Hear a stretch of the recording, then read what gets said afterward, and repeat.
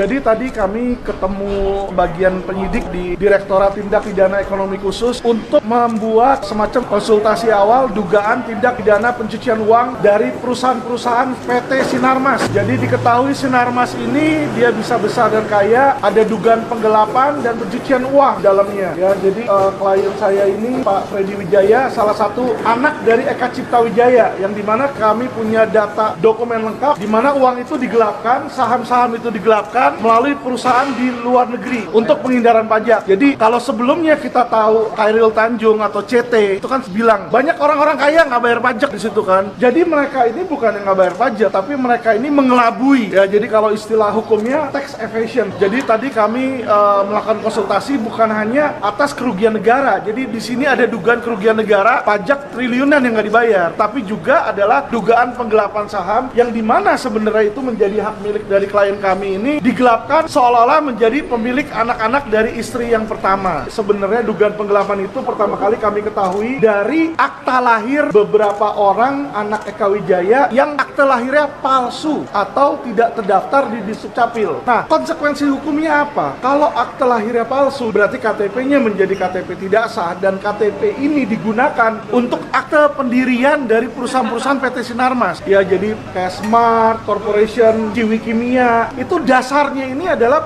dokumen palsu. Sehingga apa? Pemiliknya ini adalah pemilik yang kami duga fiktif. Karena apa? Akta lahirnya palsu. Nah, konsekuensi hukumnya apa? Kenapa sih dibikin seperti itu? Ya kan, satu adalah bisa jadi dia buat seperti itu karena dia punya identitas lain untuk bisa mendapatkan dua kewarganegaraan. Juga dia bisa pergunakan identitas palsu tersebut untuk membuat perusahaan di luar negeri. Itu yang tadi yang dugaan kami itu emeritus itu dibuat ya supaya apa? Untuk menghindarin pajak dan menggelapkan pajak. Nah, ini dibongkar, mulai terbongkarnya karena dari situ awalnya kami melihat, mengetahui bahwa ternyata akta lahirnya itu palsu. Untuk apa orang kaya konglomerat bisa bikin yang asli, ini kok bikin yang palsu?